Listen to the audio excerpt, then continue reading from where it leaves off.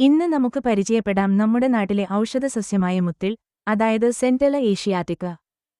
ഇത് കരിന്തക്കളി, കരിമുത്തിൽ, കുടകൻ, സ്ഥലബ്രഹ്മി തുടങ്ങിയ പേരുകളിൽ അറിയപ്പെടുന്നു. സംസ്കൃതത്തിൽ ഇത് മണ്ടൂകബർണി എന്നാണ് വിളിക്കുന്നത്. നല്ല ജലാംശമുള്ള സ്ഥലങ്ങളിൽ നിലത്തുപറ്റി വളരുന്ന ഈ സസ്യത്തിന്റെ ഇലകൾ തലച്ചോറിന്റെ ആകൃതിയിലാണുള്ളത്. തണ്ട്, ഇല, വേർ എന്നിവ ഔഷധമായി ഉപയോഗിക്കുന്നു. ഇതിലെ പ്രധാന രാസഘടകങ്ങൾ ഏഷ്യാഡിക്കോസൈഡുകളും ഫ്ലവനോയിഡുകളുമാണ്. രസത്തിൽ കഷായം, തിക്തം, മധുരം, ഗുണത്തിൽ ലഘു, സരം, വീര്യം ശീതം, വിഭാഗം മധുരം, പ്രഭാവം മേദ്യം എന്നാണ് പറയുന്നത്. മുത്തിൽ ബുദ്ധിയും ഓർമ്മശക്തിയും വർദ്ധിപ്പിക്കും, ഉറക്കം നൽകും, ഹൃദയത്തിന് ശക്തി നൽകും.